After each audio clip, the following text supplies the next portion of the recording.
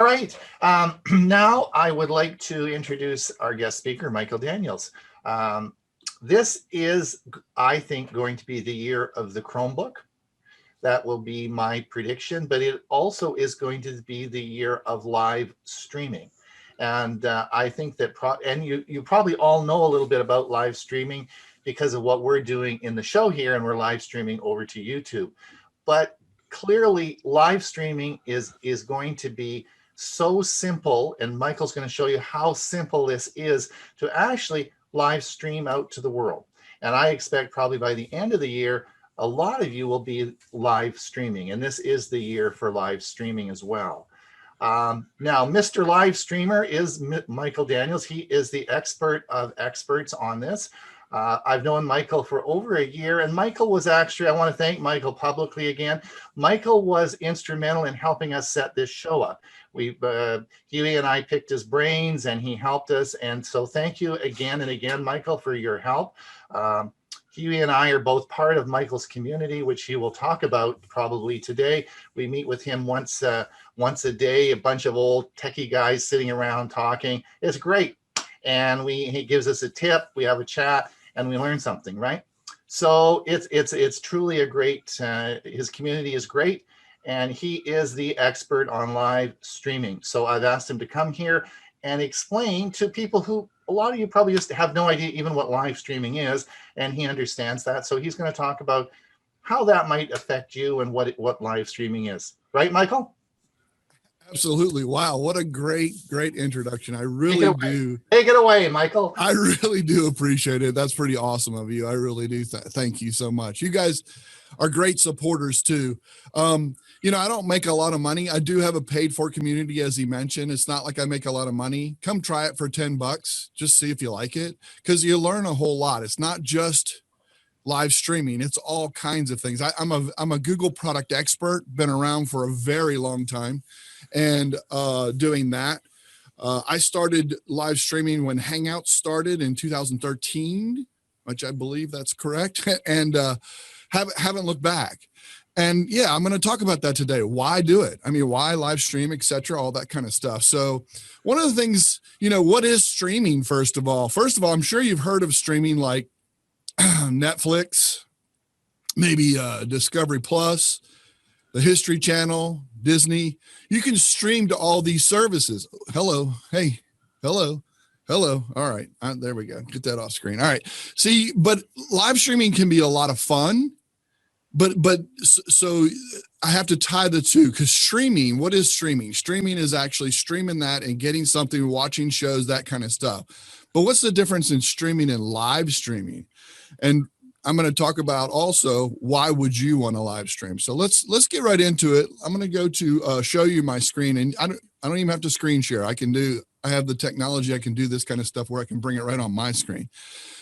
First of all, you can go to youtube.com/live, and it gives you a live channel of stuff that's going on right now. You can see it has down in the corners of some of these screens and stuff, you can see where it says live. There's a little live thing there that you can look at and see what's live now. It has upcoming, has all kinds of stuff, news, things like that. So they have a dedicated channel, and if you go to the about section of it, it shows you it's actually auto-generated by YouTube. And hopefully it's generated by your interest. I mean, that's the way that works. The other thing is, Ron right now, if you think about it, his channel, he's live streaming right now. You can see right there that it's live.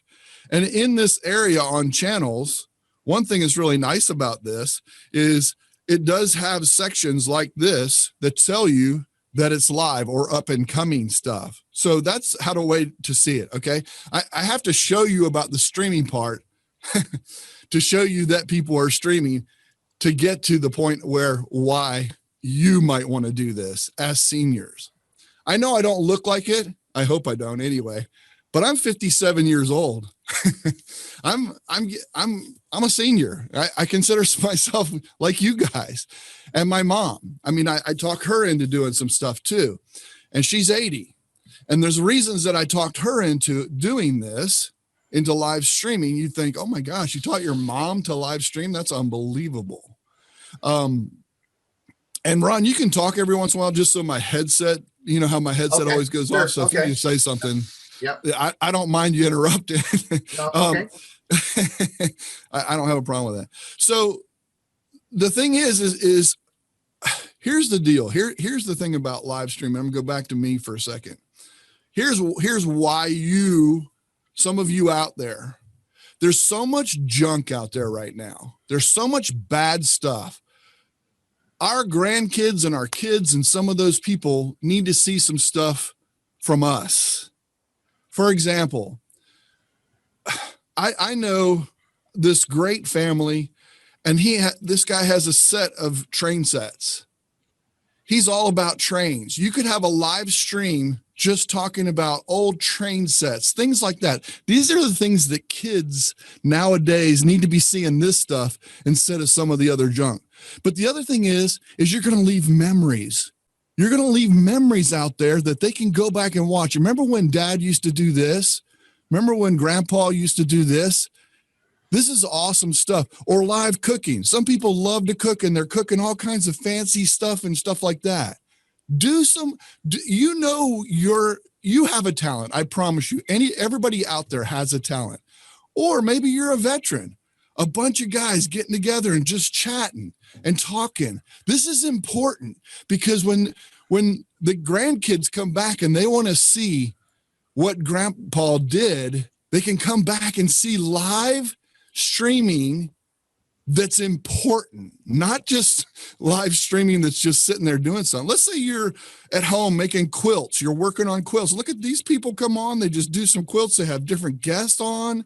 A lot of things like that. Arts and crafts. We have a member in our group, Heather, that's my partner in Tinkering with Tech, my channel.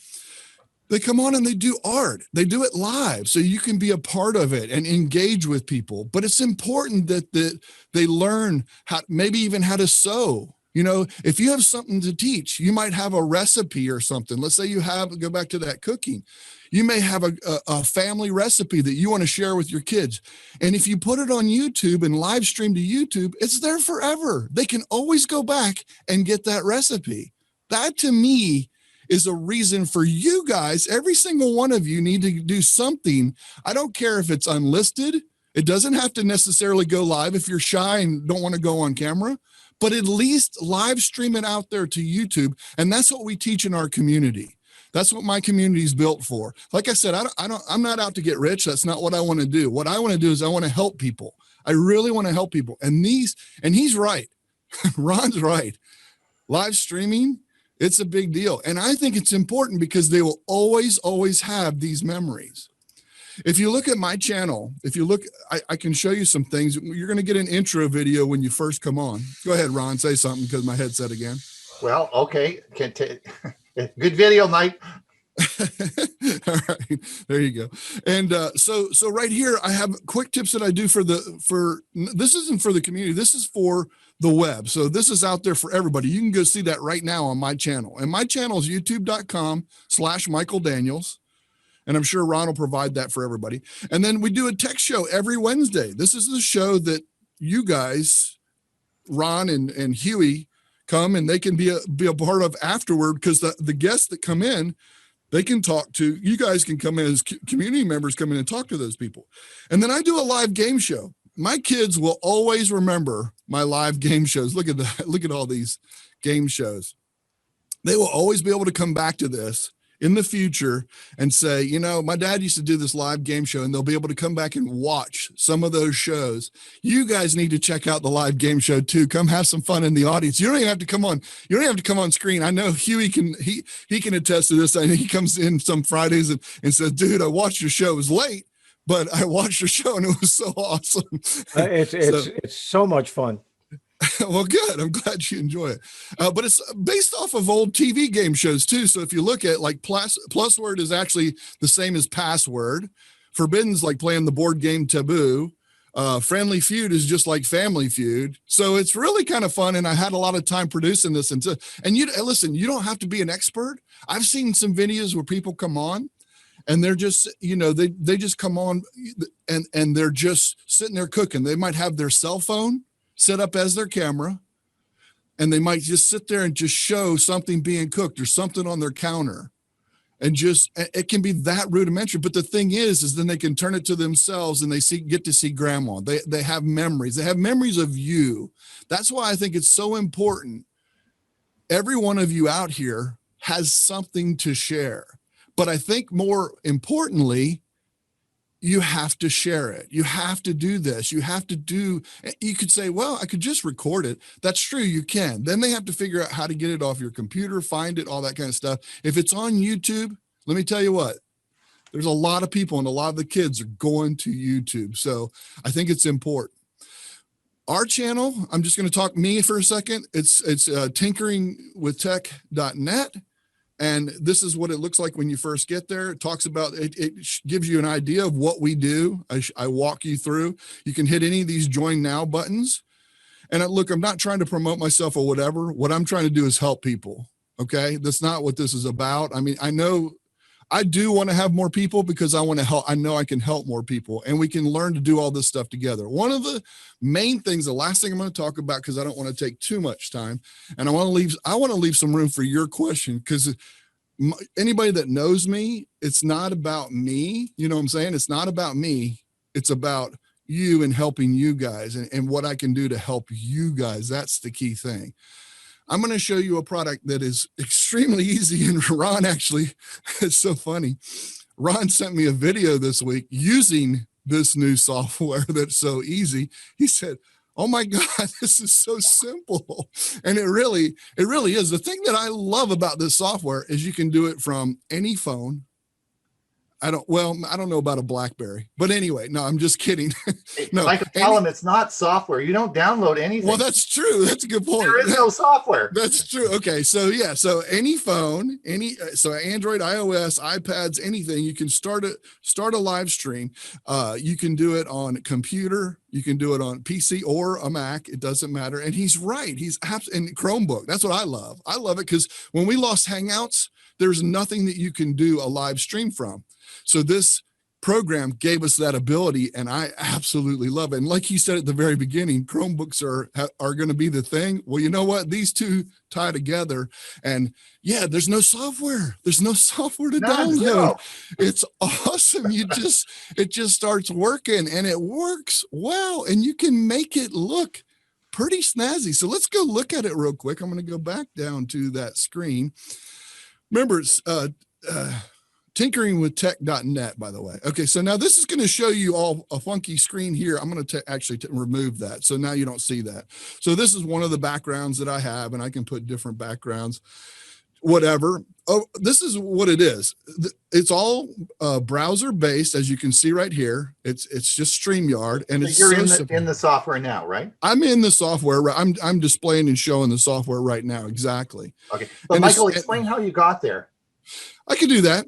So if I go in here and I go to StreamYard, now it's going to, right there, it's going to take me in because I've already signed in. But if I had not signed in and I was logging in from the very, and I can do that. You want me to log out and log in so you can see? But just say that it's, you don't actually have any software. It's just a site.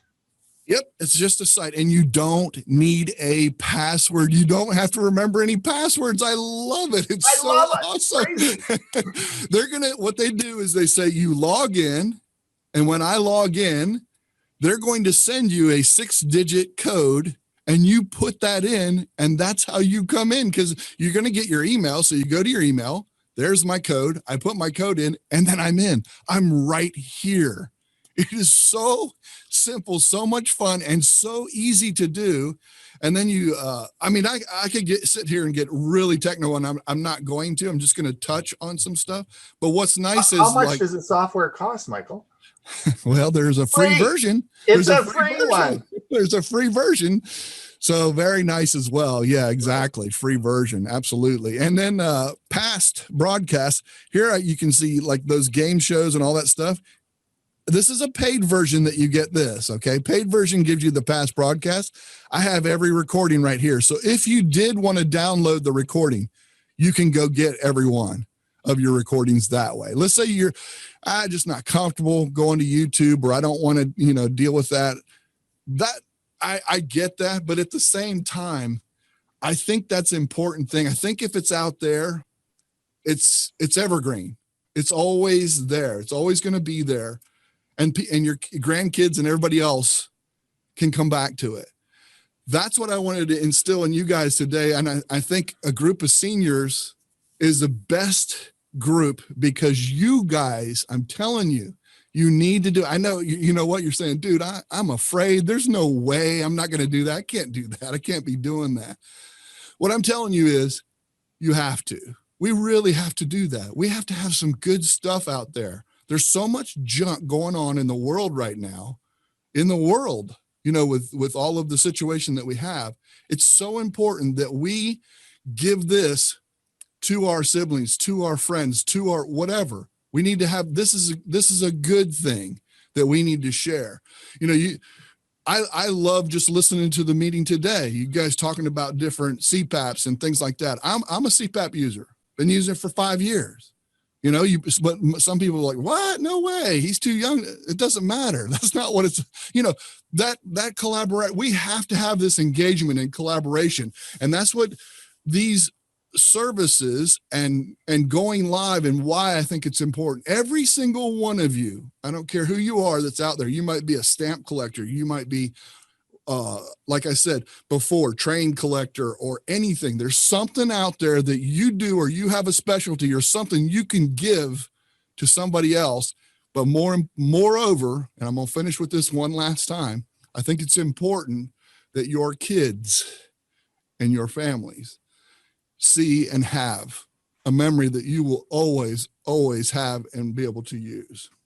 I might have stopped early, but that's what I So that's the thing, Michael. I had so I was thinking this morning, everybody here knows, I'm in a Zoom meeting and I'm recording, and I'm also streaming live to YouTube, right? Mm-hmm. The problem with what we're doing here and now is that I have a paid version, which is about $150 a year for the Zoom software, right?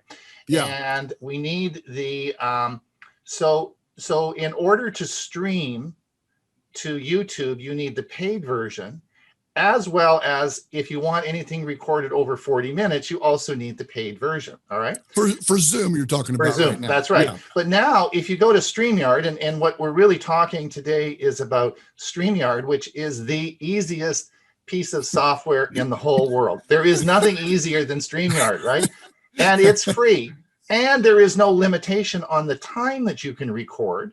You can record up to 3 people on your show with StreamYard. So there's no time commitment, and you can stream to YouTube at no charge. So there is no, even the free version, you can stream to YouTube. So in order for us to do what you just discussed would cost us $0.00, right? Yes, 100%. Yeah, absolutely. There are limitations to bringing stuff up on screen and things like that and all that kind of stuff, but you don't need all that. Exactly. It costs you $0 for this software. It costs $0 for you to set up a YouTube account.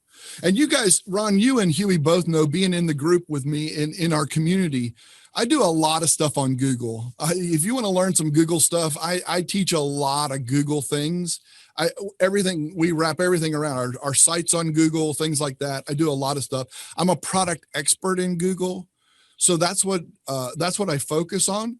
This product right here, I wish that Google had done this instead of streaming. This is what Hangouts should have turned into.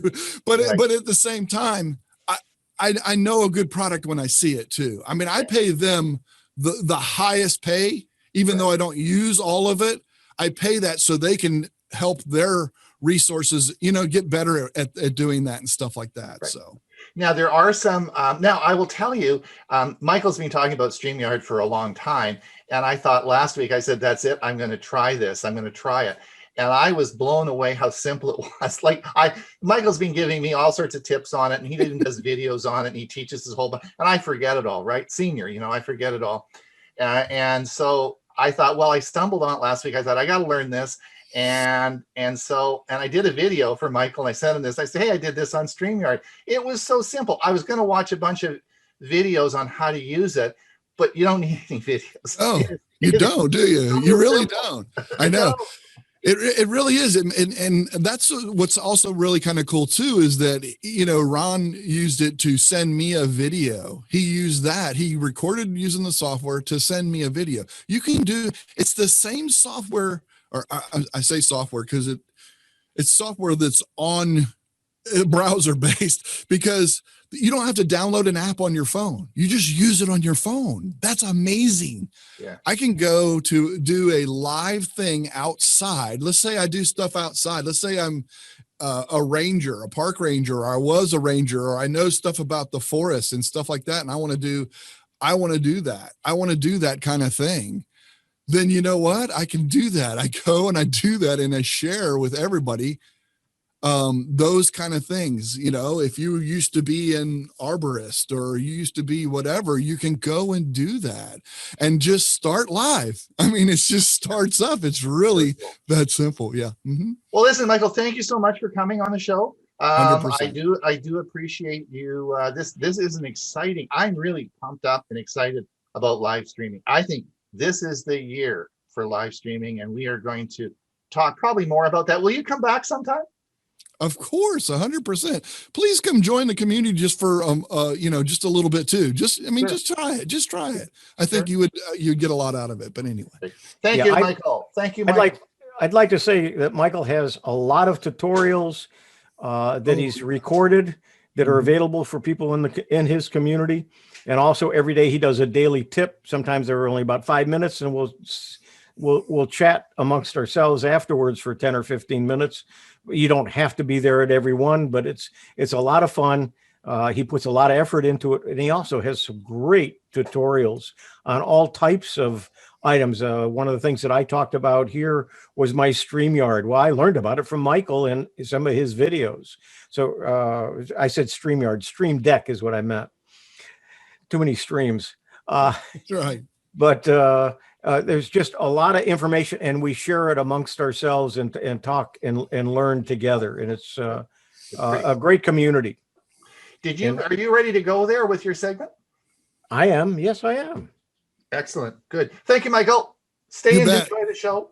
I'll do it. And there's a question and answer at the end. If you want to stick around, maybe there'll be some questions. I will be here as long as you'll have me. Okay.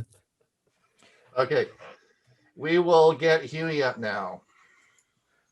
Okay, and my mouse went away. Generating passwords. I'm Hewie Poplock. How does a password get hacked? 1, simply, they buy your passwords off the dark web. 2, brute force attack. This attack tries to guess every combination in the book until it hits on yours. 3, dictionary attack. This attack is exactly what it sounds like. The hacker is essentially attacking you with a dictionary. Or 4th, phishing. Cyber criminals try to trick, intimidate, or pressure you through social engineering into unwittingly doing what they want. Passphrase method. This is a multiple word phrase method with a twist. Choose bizarre and uncommon words. Use proper nouns, the name of a local business, historical figures, any words you know in another language, etc. A hacker might guess Wawa, but he or she would find it ridiculously challenging to try to guess a good password example like this. Wawa Cortez Mercy Donata, where Cortez is the street that the Wawa is on. While the words should be uncommon, try to compose a phrase that gives you a mental image. This will help you remember. A bit more complex, you can add random characters in the middle of your words or between the words. Just avoid underscores between words and any common substitutions in which the standard letters are often replaced by numerals or special characters. The 3 for an E, the $ for an S, the 0 for an O. They know that and they build it into their tools to guess your password. The sentence method. Think of a random sentence and transform it into a password using a rule. For example, taking the first 2 letters of every word in "My favorite restaurant is the Anna Marie Oyster Bar," which would give you MyFareisthanmaoyba as your password, with those letters that are capitalized in that sentence. To anyone else, it's gobbledygook, but to you, it makes perfect sense. Make sure the sentence you choose is as personal and unguessable as possible. So, what is a strong password? It needs to be long. The longer a password, the more secure it is.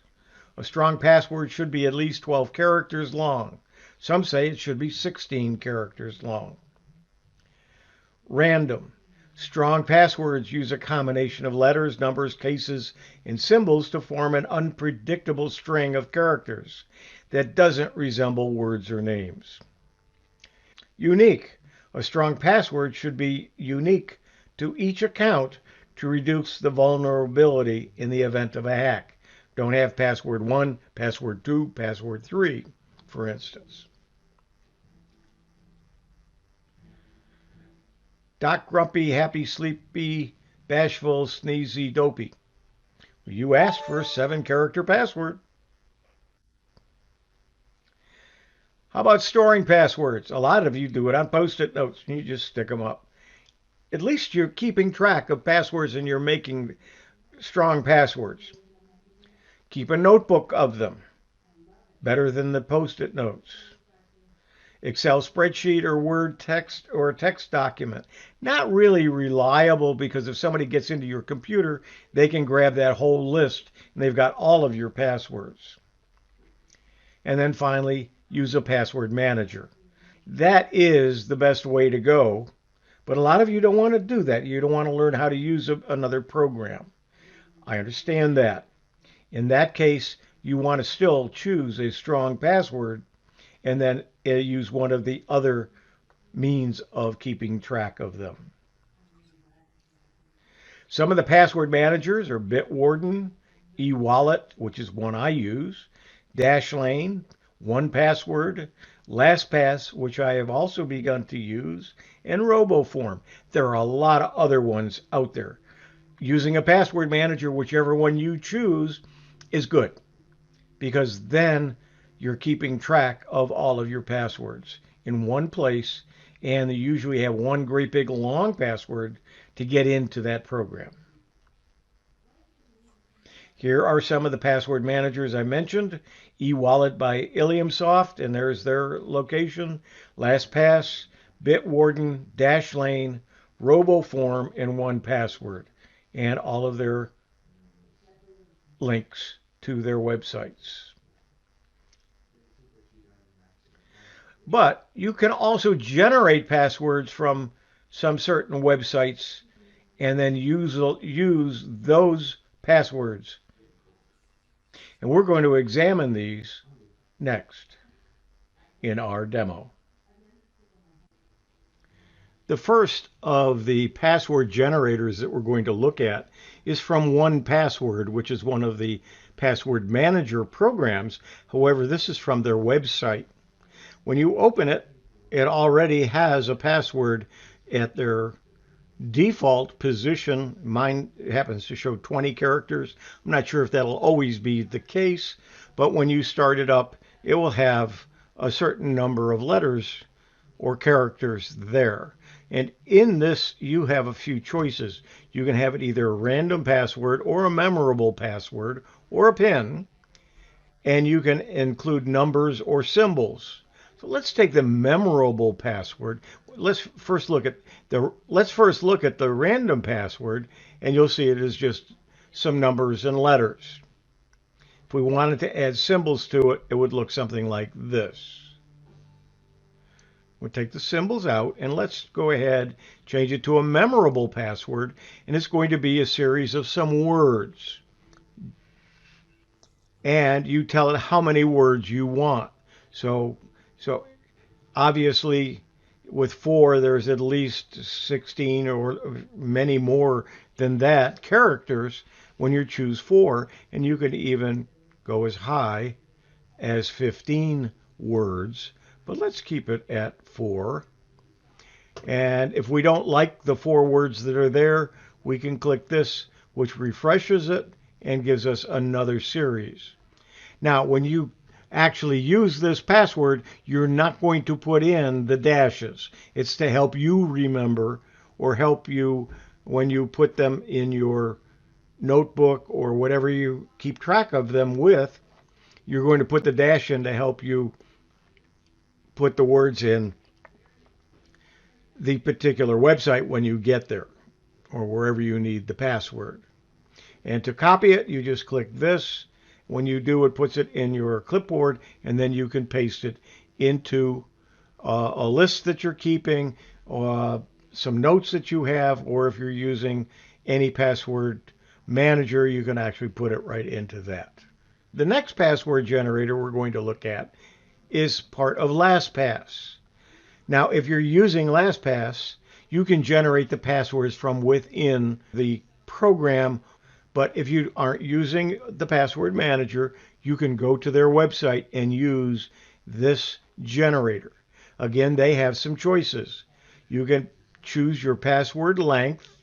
You can choose whether you want it easy to say, easy to read, or all characters. If you have it easy to read, you can turn off the numbers, you can turn off the symbols, just have upper and lower case. If you want it easy to say, it automatically will only use letters and will not use numbers or symbols. Then you click the generate or refresh button, and it will give you a password that has no meaning. We'll try a couple of them, and then you just keep choosing until you find one that appeals to you to use. At that time, you click copy password, it puts it in your clipboard, and then you paste it to wherever you want to save it. Make sure you write it and that you look at it and you double check and make sure that whatever you do, that's consistent and you don't forget it. The third password generator that I'm going to show you is from WebFX. This has a few more choices that you can use. You'll see that you have easy to remember password, and you can have a strong and safe password, either one. It shows you some samples when you start up. Each time you start up, it will have a different one, or if you refresh the page, you'll see that it changes them. It does not change the number of letters and how many digits in the default. However, if you wish, let's say instead of 6 letters and digits, let's say we want to have 12. We're going to have 12 with 2 digits at the end. You click Generate Now, and it will show you your easy to remember password with 2 numbers at the end. You can regenerate with the same settings and try it again until you find one that you like. Then go back and change the settings if you wish. And under the new strong and safe password, you can, instead of saying 8, you can say 12. You can say use uppercase. Let's have upper and lowercase. Do you want to have numbers? Do you want to have symbols? If we say yes to all of them and we say generate now, you will get a password. It's not to your liking. You can try another one or try another one. And we can go back to the settings. Finally, I would like to show you how I generate a password using my e-wallet, which is the password manager that I've been using since I owned a Palm Pilot. And so I have probably close to 1,300 of these cards. I created a card within the program under passwords for this demonstration, I've given it a system name, which I call password demo, and I put in a username, which will be the sign-in name that you're going to use with that particular website or that particular program. Next, we have to generate a password. Now, I can just simply come over to the right-hand side of the card and click on it, and it will just create a password, which is one I could use. If I don't want to use that one, I can delete it and do another one and have it do the same thing. However, I like to use their generate password button. When I do, it gives me a dialog box to do virtually the same thing, but you'll see down here it says click to show advanced password options. Here I can set the length. Right now it's set for 14. I'm going to leave it at 14. I can have lowercase, uppercase, numbers, and punctuation, and it shows me some examples. I'm not going to do any numbers right now. I can have, as a memory aid, I can have none, a mnemonic sentence, a pronounceable, or a dictionary. Let's go ahead and do pronounceable, which is what I usually use. And when I click generate password, it puts in some letters here at the top, but it also kind of makes it pronounceable by putting a dash in there just for my purposes. So it says try, us, got, cough, So it does have some pronounceable characteristics, but it's not going to include the dashes. That's only for my own use. And I usually, it saves that in the notes, so it makes it easier for me to find it. If I don't like that one, I can click just generate another one, try another one, and this one, oh yeah, yip, Hewie, Hoff, Co. That might be okay. And then I just say generate the password if I want to do it again. If I want a dictionary instead of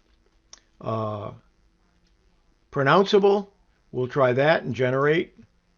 And so now we got copper plate, which is the original word, and it's done some things with it. We do it another one, generate another, and so it puts some letters in before it and some after. It just does some things to it. Or if I want mnemonic, I can generate, and it will, again, Harry terribly saw important melancholy pickles before Cecil lifted yogurts kinetically Andy axed advarks, and it took the first letter from each of those and made that the password. Let's go back again to pronounceable. I'm going to generate a word, and then all I have to do here is I'm going to go ahead and accept it, and I say insert password and close, and it's now put it in under my password. I hit done, and it saves it. And that's it. That's generating passwords. Whether you're using a password manager or not, you can get strong passwords very easily. Thank you for joining today. I'm Hewie Poplock.